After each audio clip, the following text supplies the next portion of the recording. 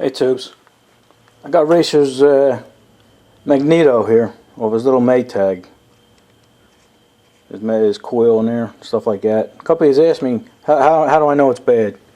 Or what do you do? How do you check to see if it's bad? Well, I'll show you how I do it.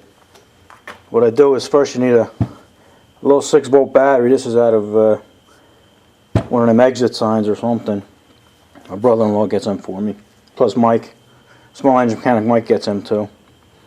You need that, a couple of jumper cables here, and I use a capacitor tester too, just to make sure the capacitor is right. The capacitor should read 0.25. Let me show you what I do here. Turn the meter on, ground it out. This here's the capacitor. Let me see if I can get a shot for you. That gold thing, it's a capacitor. Condenser, they actually call them condensers, but they're capacitors. What I do is ground it out there, and then you just put the positive on the top there, and you check the reading. I'm showing you this because what you got to do is you got to make sure you disconnect it, or else you're going to get an erroneous reading. The capacitor should be 0.25, and we're getting 2.24. All right, so you're going to get an erroneous reading doing that. Let me set yours up, and we'll disconnect that and then take another reading. Alright, let me set you up. Alrighty, what you do is take a screwdriver here and just disconnect these wires. They're the positive wires to the condenser. Get our meter here, ground it out, let's turn it on,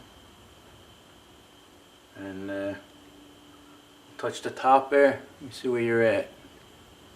I don't know, can you see that? We've got us a 0.25. I don't know if you're upside down.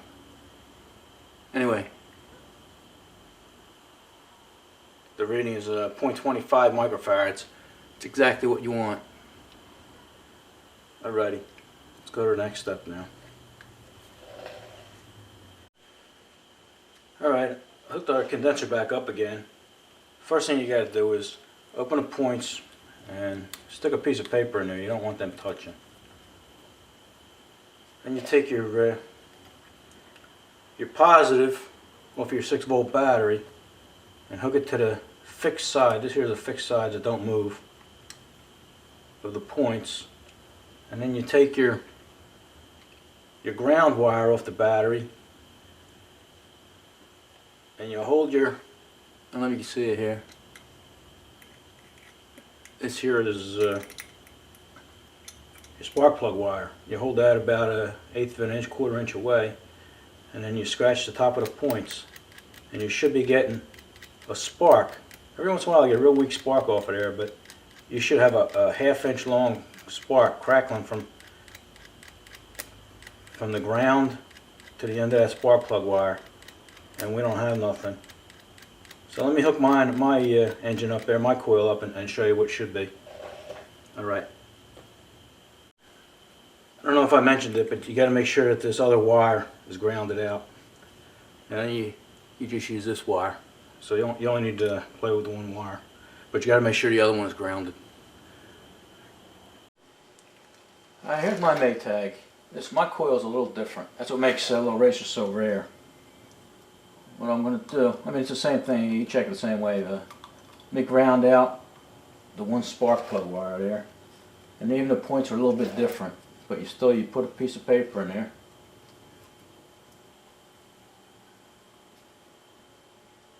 In between the points. And then this is reversed compared to racers. But you take your disconnect this other spark plug. My fixed side's on the other side. So you take the positive and you attach it to the fixed side of the points here. Alright, the side that don't move, in my case that's this side. And then you take the other side, the ground, and go to the battery, just pulled off. I don't know if you notice I got rubber gloves on.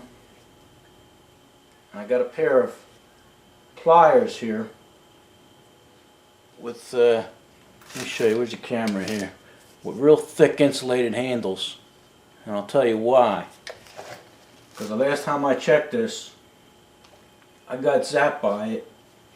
And I got zapped by a lot of things before, but I got zapped by this. I don't know why, because I was using insulated pliers and everything. But somehow I got zapped. And went right through one arm out the other. I thought I got struck by lightning. So I'm not taking that chance again. So you hold it about a quarter inch away, and then you scratch. And look at it. Oh, let me bring it up here.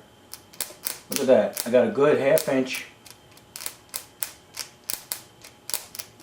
It can only be a quarter inch. It actually only has to jump 30,000 or 20 thousandths in it. Or, yeah, 30 thousandths in this case. But anyway, that's how powerful that is. That's almost a ½ inch. That is. That's a good ½ inch jump. So anyway, that tells you your coil's good. Yeah, when I got zapped, man, I thought I was going to have to go to the hospital.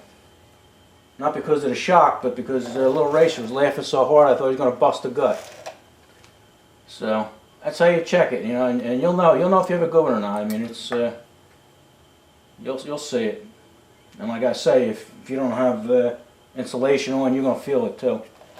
So I hope that explains something to a few of you guys, answers a few questions. Alrighty, talk to you later. I didn't think I ever mentioned the difference between these two, but there's racers in my hand and mine's mounted here. You see, his is a lot smaller, and he's got the Wyco mag here, and this one here is the Eisman. And these Wyco mags, they're extremely rare. You know, it's like trying to find hen's teeth. I'm even having trouble finding a replacement for this. I might have to make something and modify it, but you see, his plate is a lot smaller, mine's bigger, and the points are different setup, and not much different, but just different enough to make things troublesome for you. Alright, enough of this.